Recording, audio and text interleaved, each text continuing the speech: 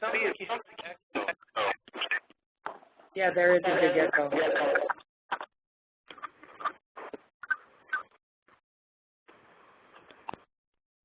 Okay, testing. Is there still an echo? There seems to be a slight echo, but most of it seems to be resolved. Sounds good to me now. It started recording. It might have been the service starting up. Alrighty, thank you very much, Larry. As I was saying, the phones are muted to cut down on as much background noise as possible. Again, welcome to our Wednesday webinar for July with the Washington State VetCorps. This is going to be a really good show today. They've come here to talk to you about helping veterans navigate higher education. They've come up with a really creative and innovative program that helps the military veterans adjust from their military life to their college or civilian life by providing them with support, resources, and information. But before we start, I would like to get just a few housekeeping things under our belt so that we could help you navigate this webinar a little bit better and get the most out of it. Debbie, can you move it to slide 2?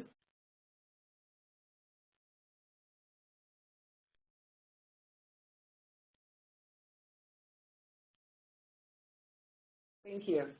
This is our housekeeping slide, and as you can see, the box on the slide looks slightly like what you should be seeing to the right of your screen. It does remind you that the phones are muted to minimize background noise. Also, something different on your right side of your screen that's not on our web screen is on the right-hand corner at the bottom is a Q&A section.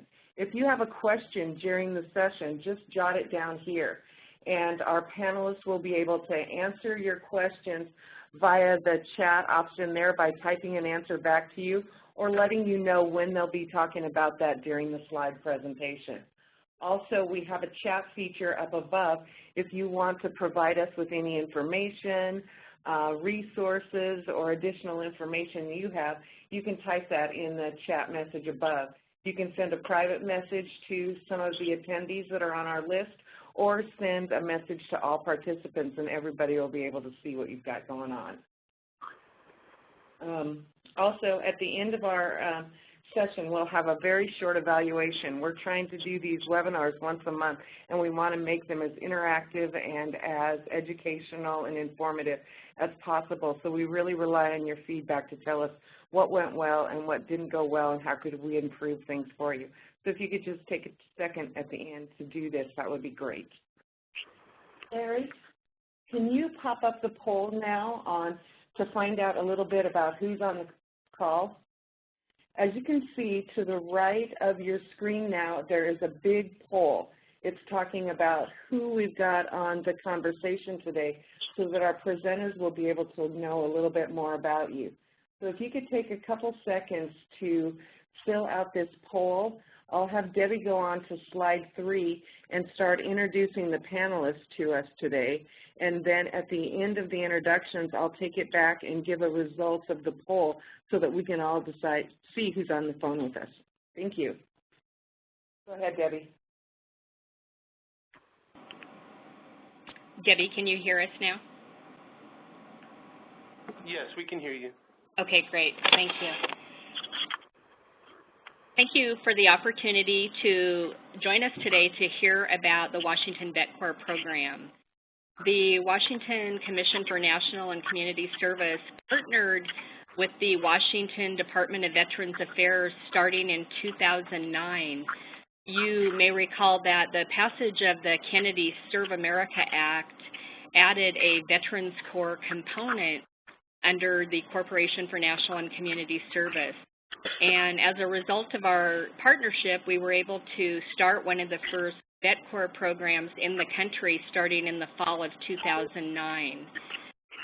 Since that time, the VetCorps program has been a formula grantee of the Commission, and they have engaged 100 members. Probably 95% of those members are veterans themselves, and the remaining are spouses, widows, or family members. Those members have provided services and support to over 11,500 veterans and military family members. And one major accomplishment, I believe, is the addition of veteran resource rooms in 23 colleges across Washington State that previously did not have that room available, where veterans could congregate, get support and camaraderie from their fellow veteran students. So joining me today, we're all in Olympia in one conference room, but I have Mark Fisher, who is the founder of the VetCorps program for Washington Department of Veterans Affairs, Sarah Andrews, who is an alum and now working for the VetCorps program in a staff capacity, and also Jason Alves, also a VetCorps alum, who is the new VetCorps program director as of July 1st. So I'm going to pass the phone along to Mark to give you an update on the program and some history.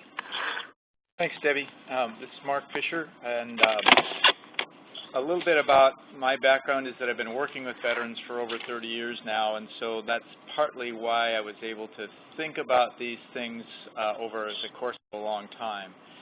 We started a program called the Veterans Conservation Corps at the Washington Department of Veterans Affairs a little over 7 years ago. And within that, my task was to engage veterans around the state of Washington in habitat restoration projects, environmental projects, that sort of thing. And I quickly realized that I couldn't do that by myself. So as I received a little bit more money from the legislature, I looked out into the communities for veterans who could be my peer mentors for other veterans in their communities. It made the best sense to me. As one person, I couldn't touch very many people's lives, but with 10 Veteran Conservation Corps program managers, we could touch a lot of people's lives. So in a sense, they were the original VetCorps members without being called that. They got very little pay, sort of like what AmeriCorps members get. And they were doing a lot of volunteer work, and they were all veterans themselves, some of them having disabilities, and they were engaged in service to other veterans already, so it was easy to find them. That became the formula for looking for VetCorps members, as I'll get to that in a second. So we had a second part of our program which was engaged in colleges. It was called the Veterans Environmental Academy, that started as a result of another legislative action. So this was pre the GI Bill, and we were giving veterans a stipend every month to work a couple days of the week out in environmental projects and while they were going to college. And while we were doing that program, I noticed something significant about veterans in college, is that they didn't navigate the college system very well. There was a lot of gaps and fall-throughs that happened as a result of their trying to enter into college. So one of the things that happened as a result of our first program is we had a one-stop shop on the first day of registration, enrollment, bill enrollment, everything for these 30 veterans in this environmental program. And that worked very smoothly. I wish we could replicate that in all colleges for all veterans. Unfortunately, it's a little bit too much to ask. But what that told me was that the veterans who received those services were really happy. They felt like they could be included in the college setting very quickly, and they felt it was a win-win. So when that legislative money went away at the same time that the new GI Bill came into being, I realized there was an opportunity here with the VetCorps program under the Edward M. Kennedy Act to kind of recreate what we were doing in a much broader sense. So all these ideas sort of came from the natural evolution of the work that we were doing already, rather than kind of springing out of nowhere. So when the VetCorps program came along, we put most of our first-year members in colleges, in the VA hospitals, some in homeless settings for veterans, and a couple of members at the Warrior Transition Battalion at Joint Base. So what we found after the first year is that the most successful VetCorps members were those in colleges. There's a huge captured population of veterans in college, first of all. And the Warrior Transition Battalion was the second place that became the most useful place to put VetCorps members. So over the last 3 years, that's what we've primarily done, is having VetCorps members at 2- and 4-year colleges and 2 members at the Warrior Transition Battalion. And I'll talk a little bit about the upcoming year in a little while.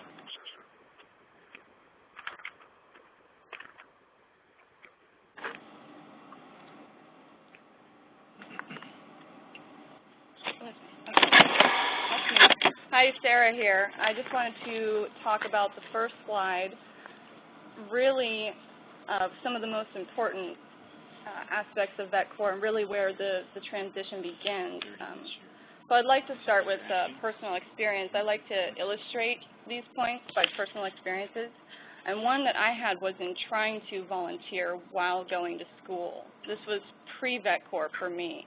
The student clubs really didn't appeal to me. They often had a younger group, and it was clubs like horror film enthusiasts and even the peanut butter and jelly sandwich club.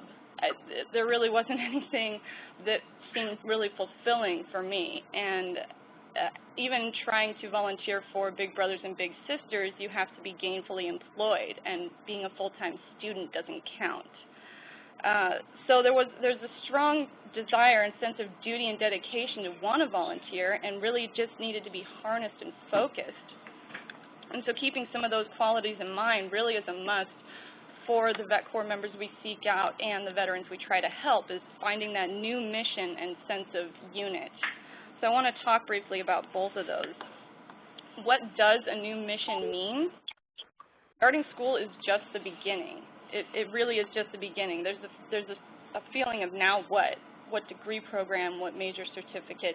It's that million-dollar question, what do you want to be when you grow up, that's really honed down into this really disorienting period where you're trying to figure all of this out. And so the new objectives are crucial for a very highly goal-oriented population. They need to know what those goals are to feel effective. There's very tangible objectives in the military that serve to achieve the mission. And without those goals, any number of things can happen, from isolation to depression to the various negative effects of a difficult transition. There needs to be that sense of purpose. For most of our veterans, there is a strong desire to help by volunteering and teaching and mentoring. We've already done that in the military and really just want to continue to do that. So really just the dedication needs to be redirected. The sense of unit for me is the sense of unity, in that the most common aspect of the military that veterans say they miss after separation is the camaraderie. It's a band that you're together with, a fasces you're banded together with, that provides a degree of safety and security, that you're all dedicated to each other. There's a sense of belonging. There really is no success for the mission without being able to lean on each other and provide that support. And that's why the majority of veterans, myself included, will always put that you're a team player or that you work well in a team. Honestly, I feel that's kind of underappreciated for civilian employers, because it's not just a team in the military in the sense that you worked well in a group, on a group project in school, or you were on the junior varsity basketball team.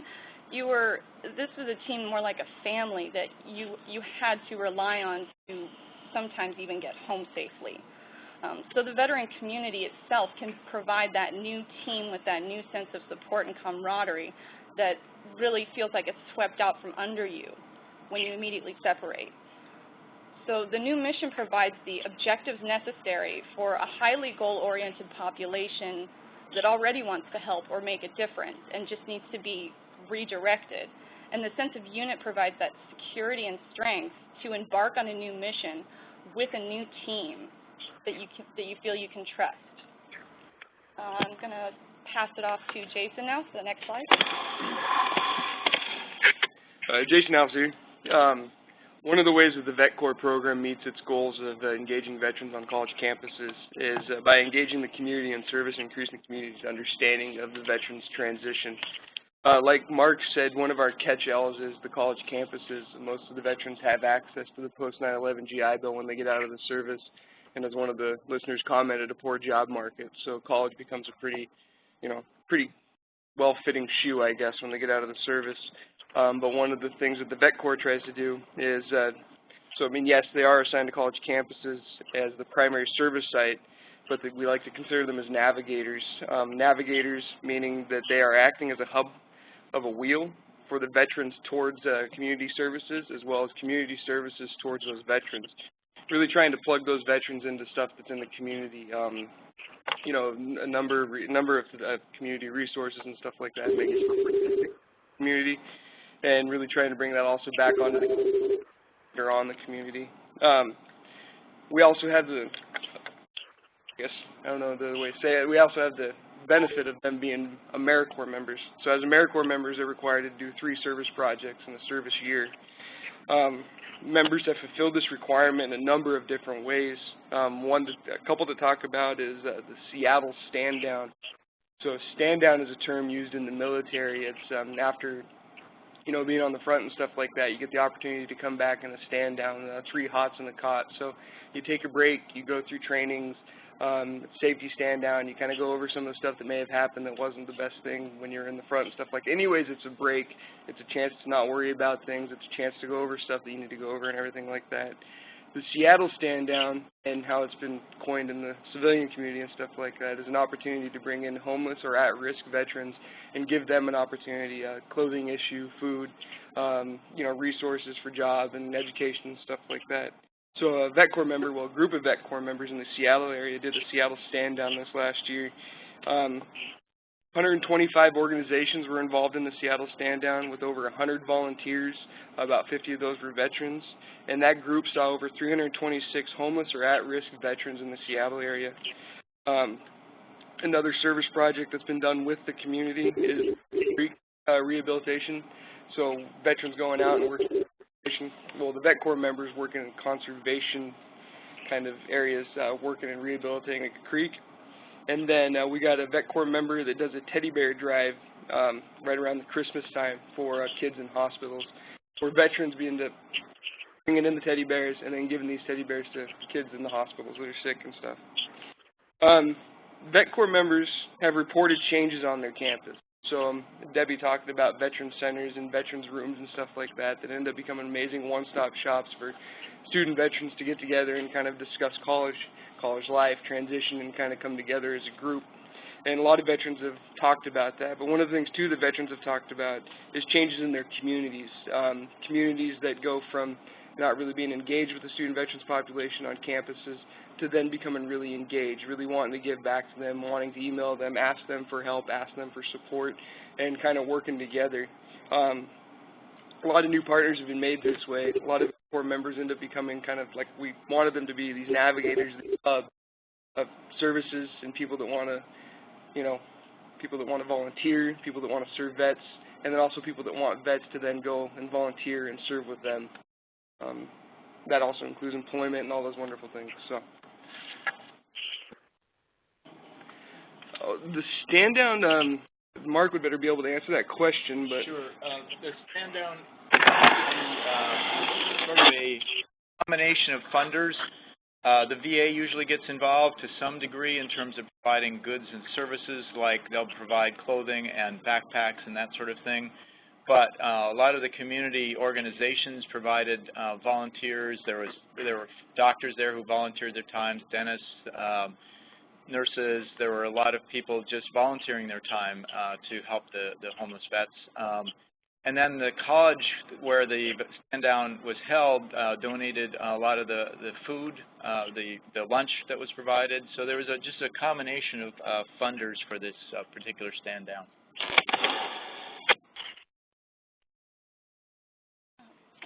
You're up. Sarah here again, talking about actively seeking out veterans and family members on campus and in the community. And again, with a personal experience, is just the same frustrations that I had in separating from the Navy, trying to attend school. There's an overwhelming amount of information on websites, and trying to figure out the confusing GI Bill criteria, which they tell you on the website is an irrevocable decision. You cannot change your mind later and say, I'm sorry, I didn't know I was wasting thousands of dollars I could have used towards a different chapter. And even understanding my disability assistance and whether or not that covered any health care or if I should be rated higher. I wouldn't find out until 5 years after my separation that I was experiencing symptoms of invisible wounds. That's a problem with invisible wounds, is that they can't be seen, only felt, and it's difficult to convey this to family members that may not understand, and school counselors without a lot of experience. So actively seeking out veterans has enormous benefits. It supplies a means to just ask questions and immediately supply answers. Even if you say, I don't know, but I can find out, that's better than nothing. Preventing many of the individual problems with isolation and depression and relationships and academics, and even because it's at a community level, whether it's the campus or the surrounding veteran community, it's more immediate action that's possible. So rather than a website to sift through to find an email or a hotline to call, and a menu to listen to and great music to listen to while you're on hold, there's a person to talk to face to face, and that can really make a difference by reaching out and actively seeking out veterans. We're providing the funnel of information and a direct source to turn to, where this phrase has come up numerous times. I've seen it. You might have heard it, that colleges have become a conduit of veteran transitions. Whether they knew it or not, or like it or not, the student veterans are there and they're transitioning on the college campus. VetCorps members are, as Jason already said, the navigators. That is their job title, the veteran navigators, to navigate the college system, the community benefits, and the VA system in helping the numerous ways they can help.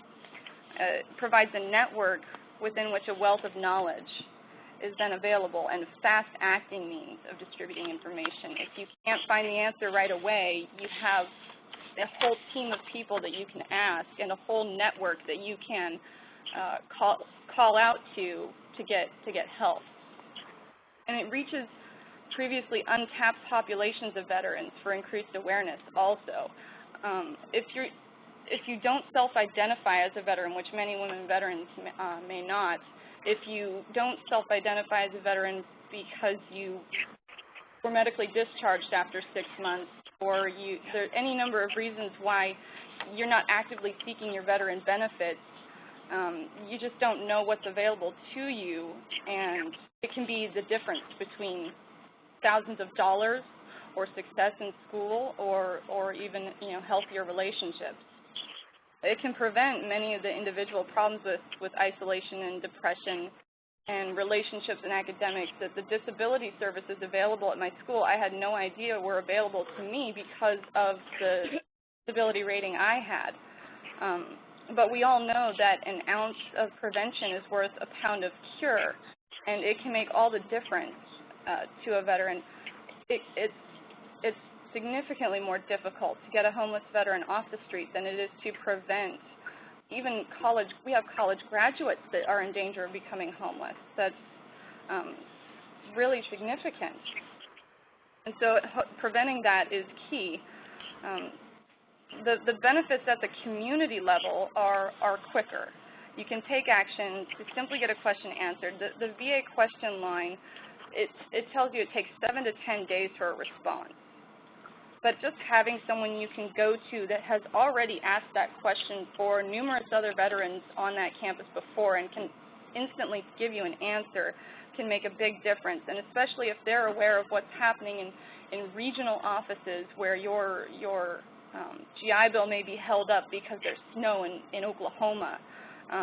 Someone to turn to for that help and that awareness can make all the difference. The VA is only at the federal and state level. There's no community level for the VA, and so that difference can be key. And so actively seeking out the veterans provides that network for information gathering and distribution, local all the way across the state for us, which prevents many problems for previously untapped pockets of veterans throughout the entire state, even in rural areas. And because it's at a community level, it's faster, it's more holistic, and it's more well-rounded for everything that perhaps the state or federal level doesn't provide. So I'll pass it off to Jason and John. So, next slide. As a veteran, I can say, with some bias, I guess, that my experience is never going to be duplicated. Well, other than other veterans, as of getting out of the military, going into a college atmosphere, dealing with the GI Bill, figuring out the VA system and stuff like that is a pretty unique experience. So one of the things that the VetCorps program does is it gives these little experts, not little, I mean it gives experts on the individual campuses. And that is really, really important for the campus leadership, the faculty, the staff, the administration, on raising the veterans' cultural competency within that campus community. And whenever that veterans' cultural competency is raised, you create a more welcoming, more productive atmosphere for those veterans that are attaining education or going to the colleges and stuff like that. So these veterans are uniquely positioned both as students and VetCorps members to inform the campus leadership. They do this information, they do inform the campus leadership through engagement of the university, faculty, staff, administration, but also by bringing in community partners. One of the benefits of the VetCorps being underneath the Washington Department of Veterans Affairs is it has a unique relationship with different programs that the Department of Veterans Affairs for the state of Washington has. VetCorps members have a direct conduit to the Veterans Training Support Center, which brings in Peter Schmidt, who's one of our counselors and educators that does trainings on veterans' cultural competency. The VetCorps members have a direct conduit to the Washington State Department of Veterans Affairs PTSD program, which has PTSD counselors throughout the state for inpatient access for veterans and stuff like that. Basically, there's this network of support that the veterans, being experts, can bring in to the university, and they're on the campus.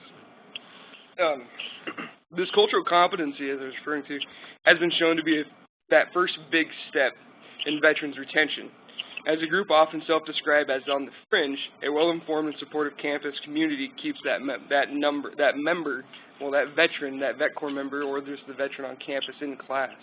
That's pretty intense. I mean, well, not intense, but it's pretty important to think about that a well-informed faculty member or a well-informed administrative member is going to be able to make a better choice when dealing with that student veteran.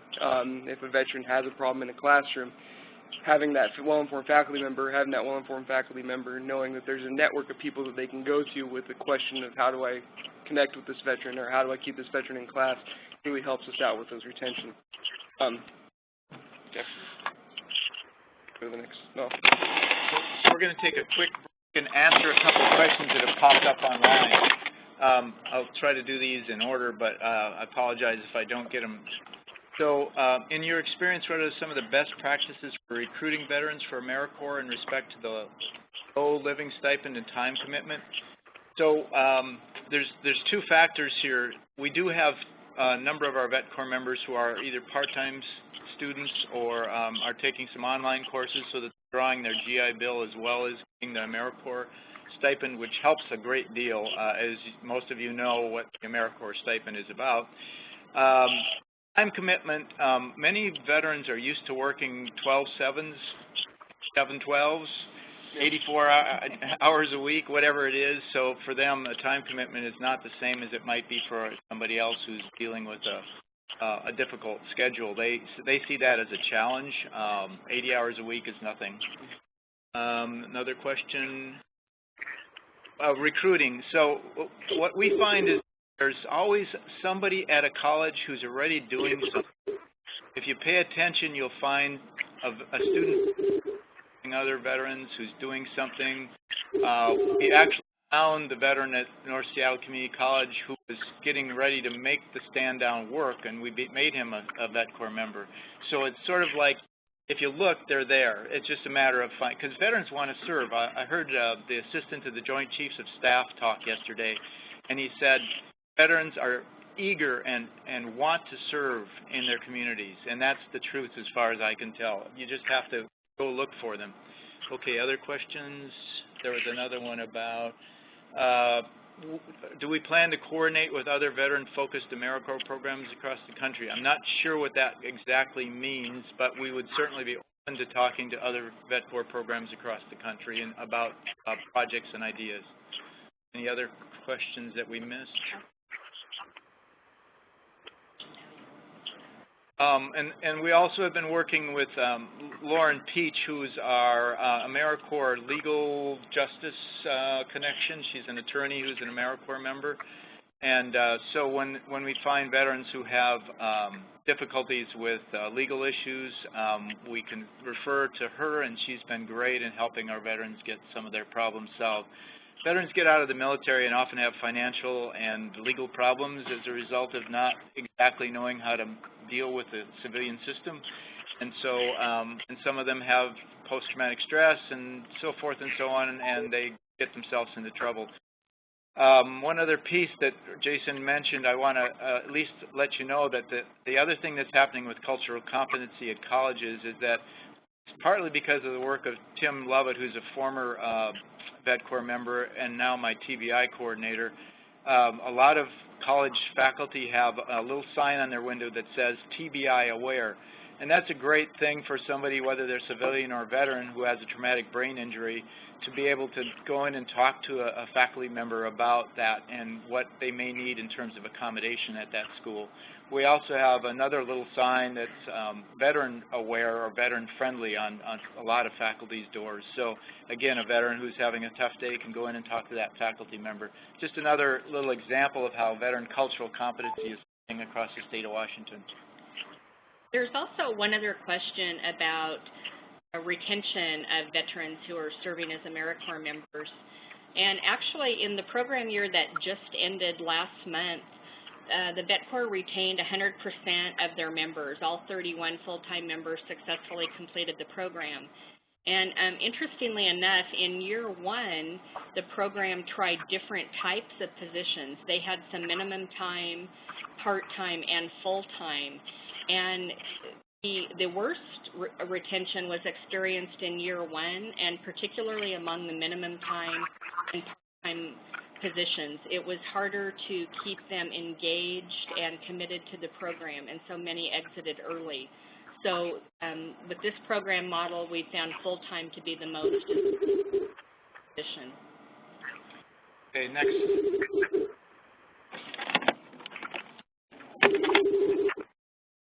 Okay, so some of this may be repeating myself. But for veterans, okay, so as right now, of the veterans transitioning out of the military, I think the estimate's right around 2/3 of those are not actually taking advantage of VA services. They're not getting into the VA system, they're not seeking medical care and whatnot like that. Of those 2/3, I would venture to say that the majority of those 2/3 are actually on the college campuses and stuff like that. So the VetCorps member becomes a pretty crucial point in reaching these unserved populations, or not unserved, but these missed populations of veterans. The VetCorps member, like I said before, is uniquely positioned on the campus, as well as within the Washington Department of Veterans Affairs, to provide a quick access for these veterans into these different services and stuff like that. They also, like I said before, end up being, they are these experts. They are going through the transition themselves. They are working with the VA themselves. They are taking advantage of the GI Bill themselves. And then also, like we said in one of the first slides, the members are also working very closely with community resources. And so the veterans, again, like we were trying to say earlier, become they become navigators, they become experts, and they really plug these veterans, this underserved population, into these different services in the VA, hopefully reaching out to that 2/3 of veterans that are not getting into the VA system. So, we got questions? So there's a question about the GI Bill, whether it supplements living allowance. Yes, I guess the answer to that is the GI Bill provides a stipend as well, and so in a sense they're getting two different stipends, but there's never been a disallowance of those two stipends. They're not in conflict with one another, so it does. Would any of your folks be willing to present in other states regarding the success of your program? Certainly, we have done that, and we would be willing to do so again. We actually went down to New Orleans and helped that program. Actually, the St. Bernard Project came up to see us, and we also went down to see them to talk to them about their program. Most veteran navigators are vets themselves. Yeah, most of our vets, VetCorps members are vets or spouses primarily. We will have one family member this year as well, so kind of a combination of things. I will say on that it may not necessarily be required to be a veteran, but we have seen that if it is a veteran in service, the connection, the ability to bring those veterans into the services like we were talking about before, and the ability to really work with the campus community and all that kind of stuff, and on veterans issues increases. Okay, so there's a question about the proximity of the military bases. So this is a good time to talk about our next year. So I've received a National Competitive Grant for 50 VetCorps members. We'll be placing members at all the bases in Washington because we see that this transition assistance program is starting to really take hold. President Obama has really made a change in the way the transitional assistance programs are being operated. So soldiers, sailors, airmen, and Marines will now have more time to know that they're going to be exited the military, and within that time we can provide VetCorps members on bases who will help them understand the transition process a little better, what options they might have for education, jobs, whatever. We're working closely with SHRM. There was a question about jobs. SHRM is a Society for Human Resource Managers, so our VetCorps members in the 12 regions that SHRM operates in our state will be working with those SHRM regional directors about providing internships for veterans out of college, doing resume building at the colleges and interview skills, job shadowing. So we really see that employment issues, we can get them into college, we can maybe even get them out of college, but if there's no jobs when they get out of college, they're going to still be in the same boat. So we're working hard this next year, last year and this year on employment issues for veterans. There's a question about research about retention and graduation rates. We're seeing anywhere, one of the things that the VA is not doing and the higher education boards are not doing is doing a very good job of counting. But we see statistics anywhere from 65 to 88% of dropout rate among returning veterans in colleges. That's horrible. And that obviously why we're at colleges to try to create more success and retention among veterans who are in college. I can tell you from surveys that I've gotten back from veterans who receive our services from VetCorps members, many of them say they wouldn't be in college without the VetCorps member. So obviously there's a significant increase in success and retention if we can have VetCorps members, in which next year there'll be 40 colleges will be in. So we want to aim to make this bigger and better every year. So there's a question about the training. We do a 3-day training in the beginning of the program, and it's probably not your typical AmeriCorps training program. We went to one of those one year. So we focus on the invisible wounds, post-traumatic stress, traumatic brain injury, military sexual trauma. We focus on veteran resources in the community, federal, state, local. We focus on how to do peer mentoring, so we spend a lot of time on peer mentoring, active listening. We spend a lot of time on going over resources and referral information, as I said, and VA information. Guys, what else do we do? I would just like to reiterate, too, that, I mean, like we said before, these veterans are the experts to some extent, because they are using the GI Bill, and they are veterans that are in transition themselves. So some of the unteachable things, some of those ways that they can connect with the group and stuff like that, they're inherently bringing to the conversation. Right. More questions? How can we encourage RSV volunteers? So let me talk about that. I think there's a lot of senior veterans who probably are in the same boat as these young veterans. They'd like to volunteer their time with RSVP programs. And there's probably a lot of senior veterans who would like to be served by an RSVP program. So I think that there's all age ranges of veterans. We're just focusing on the young veterans, returning veterans, because that's what our primary focus is. But I talked to one RSV program manager, and she got it. She understood that there was an untapped potential within her volunteers to really work on these issues. So, how is the conservation work tied into what we do? We do 3 service projects a year with all of our VetCorps members, and many of them choose environmental projects. However, we're also, I still run the Veterans Conservation Corps, and so we get a lot of our veterans who are coming out of natural resources and environmental science programs into internships with natural resource agencies, both state and federal. Right now we're working closely with the Department of Ecology to refer veterans to their program, which has also become more veteran connected. They will have, I think, 4 veteran crews this next year working on ecology projects. There'll be a veteran crew leader and 4 or 5 veterans on each crew. So, go ahead. We'll just wait. What the benefit of AmeriCorps? There is a long-term benefit in conservation work that's really started our program. Quick story. John Beal was a Vietnam veteran. He was given a diagnosis of 6 months to live.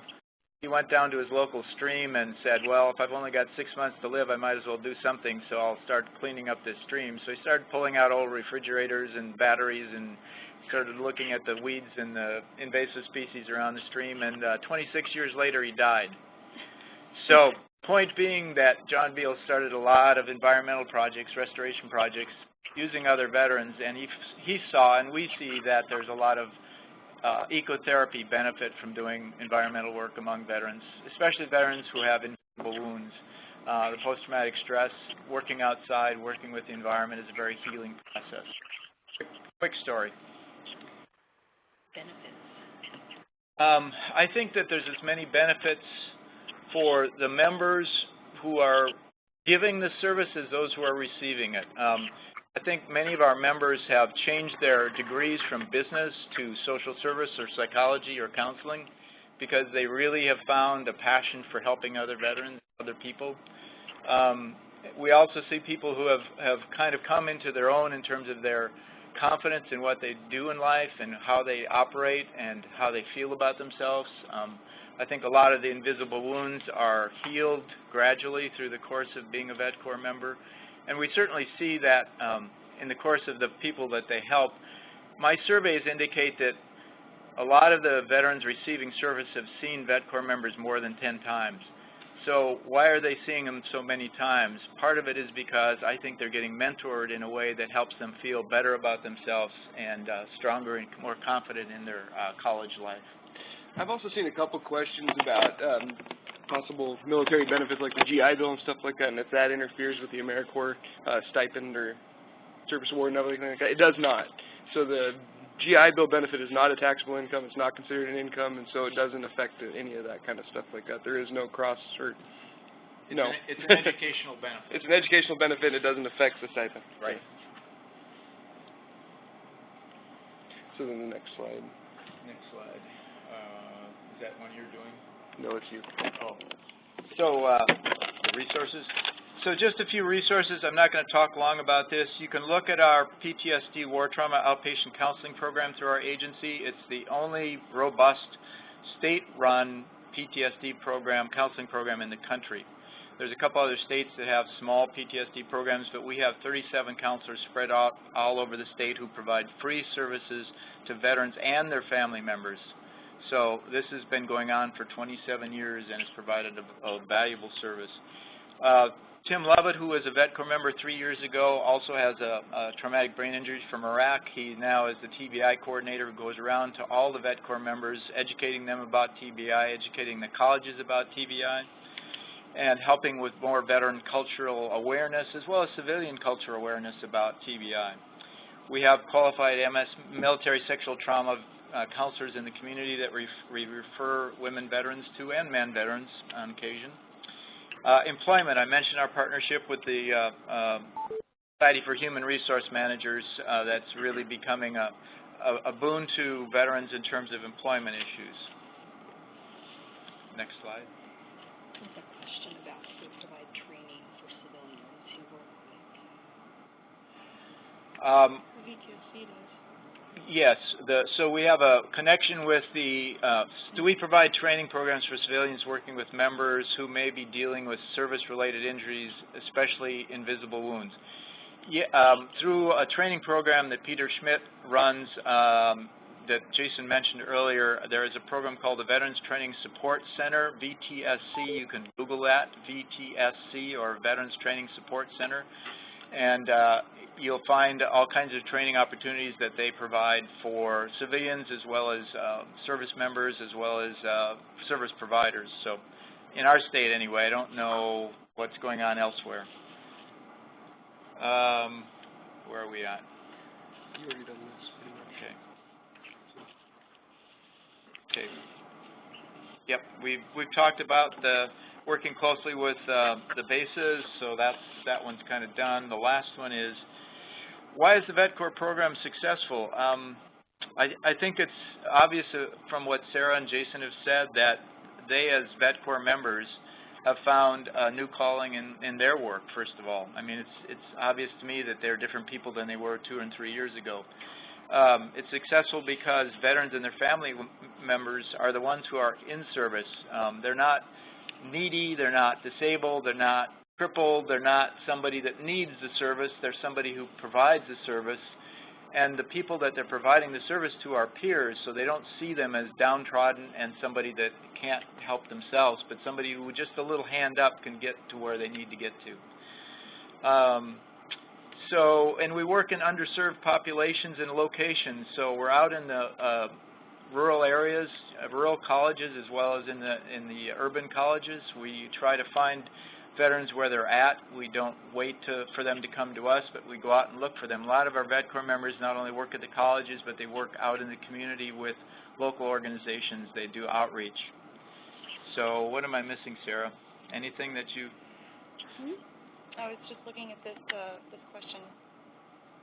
If you can read it, go ahead and answer it. Yeah, just to clarify, using the GI Bill as income versus pursuing a degree, many vets I work with take classes that do not lead to a degree and end up using their GI benefits before they receive a degree. So we actually have Tim Levitt, the TBI coordinator, actually certified to administer the Myers-Briggs test to help assist with that, because we are seeing the same thing, that the GI Bill quickly gets jumped into as a source of income, and without knowing really where you want to go and what you want to do, it can end up leading nowhere and unfortunately get drained. Well, and at the same time that Tim can offer the Myers-Briggs opportunity, the VetCorps position as an AmeriCorps volunteer, they have the opportunity to, attend these events, coordinate with the faculty, the staff, the administration. They create programs, they create centers, they manage budgets, and all these different kind of things and stuff like that. So at the same time as we can find out maybe what their direction they should go for education and stuff like that, we also have the opportunity to apply it. Another thing too that should be mentioned is a lot of our veterans, myself included, are first-generational students. So we're getting out of the military like I did. We have a GI Bill. There's not much of a job prospect and stuff like that. So we dive into a college degree, not necessarily knowing how the higher education system is going to work, why I'm there, anything like that. So any kind of opportunity, I think, to help give more direction as to this is what you do with a political science degree, or this is what you do with an engineering degree and stuff like that, I think will help out with answering that question. As using it as an income instead of pursuing a degree. And that's the other reason to work with SHRM, is because many of our senior veterans come out of college without an internship experience, without any resume, and they really haven't had a chance to examine. So we're encouraging freshmen and sophomores to really start thinking about these things, and with our partnership with SHRM, we can get people into internships earlier on in their careers so that they can see, is this something I really want to do or not?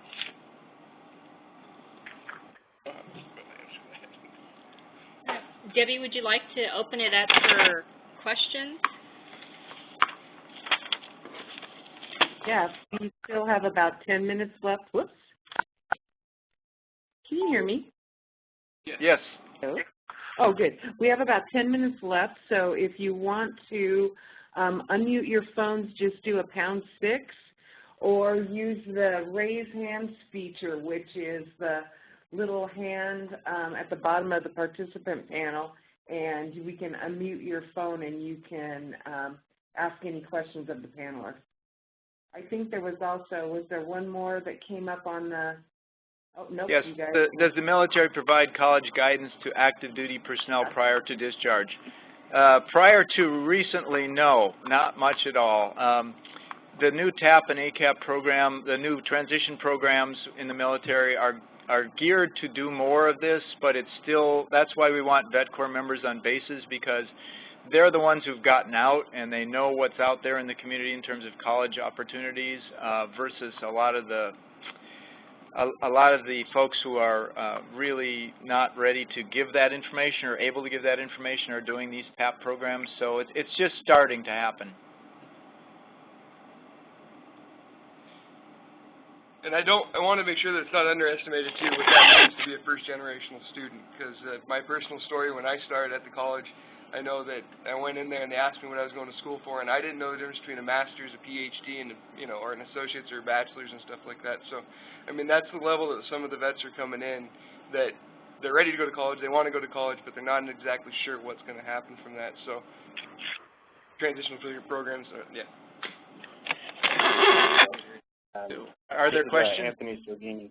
Yeah. I just had a quick comment. This is Anthony Sordini. I work at Source of Plowshares and also a veteran as well. I experienced something very similar to what you described as far as being a first-generation student. Here in the Bay Area, there's a really big focus on, the science, technology, engineering, and math fields. And I know a lot of veterans who don't necessarily have an understanding of the job market or the job market of the future and how it's going to look regionally. I was wondering if, and I know you spoke a little bit about this as far as connecting them with jobs. One of the tough things that I've seen when we're recruiting veterans that are not enrolled in school,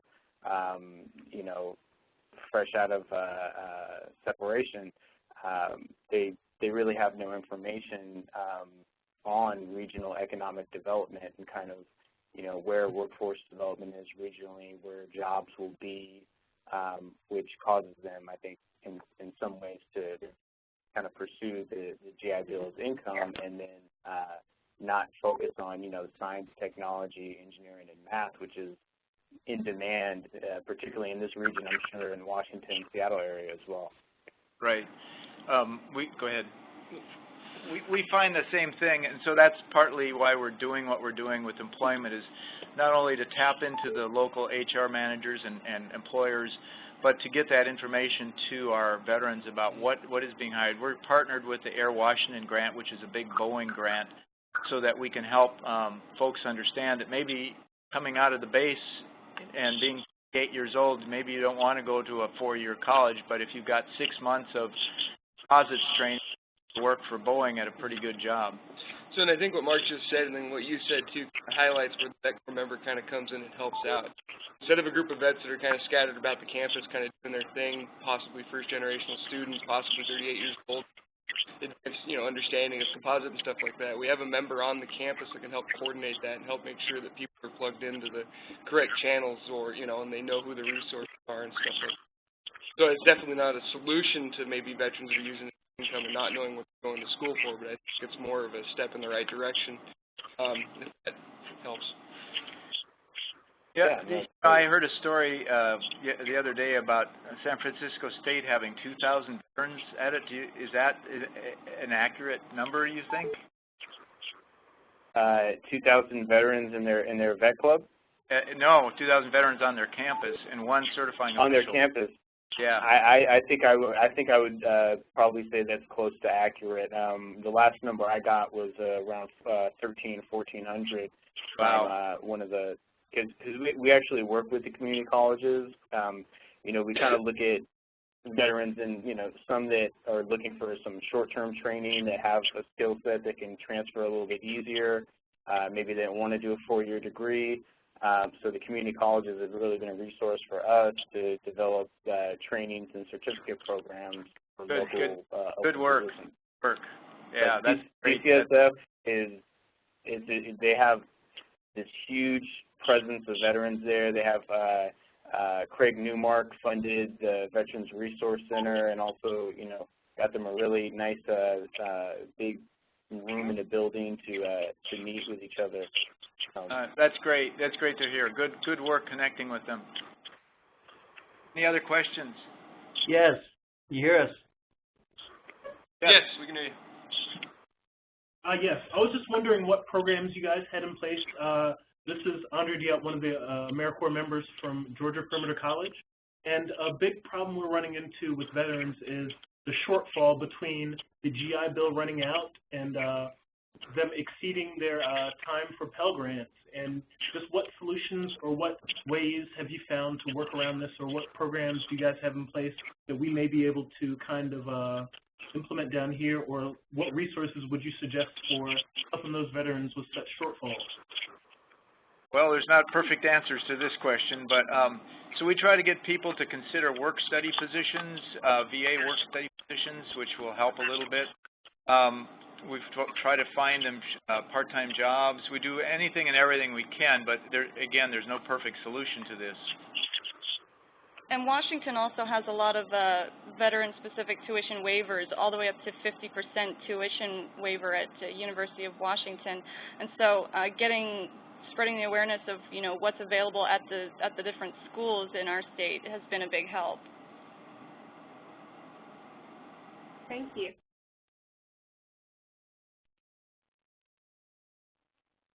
No good answer. Any other questions?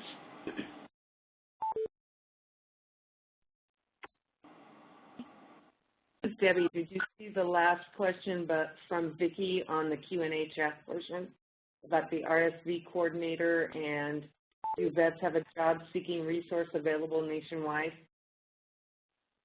Yeah, do vets have a job-seeking resource available nationwide? Actually, there's a number of them that are available. You want to? VetBiz is one.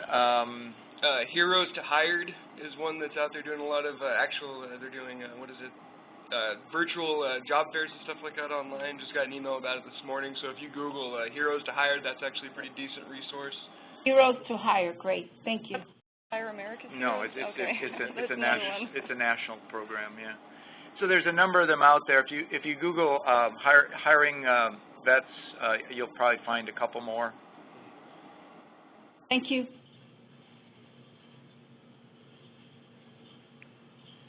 Okay, well, we're getting close to our 11 o'clock time frame, so I'd like to thank the Washington State folks for giving us their time and expertise and telling us about their program today. On the last slide they had up, they have a link to a Tim Lovett YouTube video that is a very good testimonial about some of the stuff Tim has done. He was their traumatic brain injury coordinator for their state, and had a nice little blurb there that you could listen to for just a couple minutes. Also, the recording for this webinar will be hosted on the Veterans and Military Families Knowledge Network at the link we have provided here. That should be up in a couple days and will be transcribed for people who want a transcription. Any questions in the chat that weren't answered, we could follow up with on this session. And if you hang up and think, oh my gosh, I should have asked that, you can still use this space on the Knowledge Network to continue the conversation we started today. The next slide also just reminds you that we'll have our next Wednesday webinar, August 29th. The details will be up on the Knowledge Network soon. We're coordinating with the American Legion and hosting some really great training sessions in the next couple months, and we'll have more information up for you then. But once again, I'd just like to say thank you. Please complete the webinar survey at the end of this if you can, just because it'll help us improve all these experiences for you. And thank you all for your time and attention. We really appreciate you guys for being with us today. Any last words from our panelists? Debbie, do you have time for one more question? Yes. Eileen Buzello wanted to know who your sponsoring organization is. Is it the state or the university system? It's the Washington Department of Veterans Affairs, which is a state agency. Thank you. Eileen, if you had any more questions, if you do a #6 on your phone, you should be able to ask directly too. Can you hear me? Yes, Eileen. Okay. Yeah, we have several vistas here in Maine that are placed on campuses, but and other university campuses who are interested in placing vistas on campus, but no kind of overarching sponsoring organization, which was why I was asking that question. You could approach the Department of Veterans. Each state has a Department of Veterans Affairs, but they're all very different. So you could approach the State Department of Veterans Affairs there in Maine, was it? Yes. And see if they'd be willing to sponsor the program, but I can't guarantee they'll say yes. And I mean, big undertaking. Thank you. Resource for that too. Yeah, well, somewhat, yes. Just to let you know, after the first year of the VetCorps operation, the director of Washington Department of Veterans Affairs, John Lee, sent a letter to all of his peers across the country to let them know of our initial success and provided Mark's contact information if anyone wanted more information about replicating the VetCorps. And you know, since that time, Mark has been speaking with numerous state agencies and programs from across the country. So there has been some initial contact made, and you know, we're glad to help facilitate some of that again.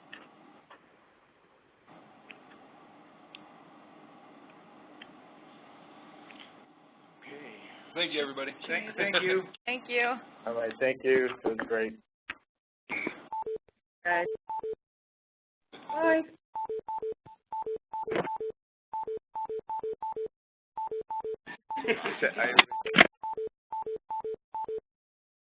Larry, you can end the recording.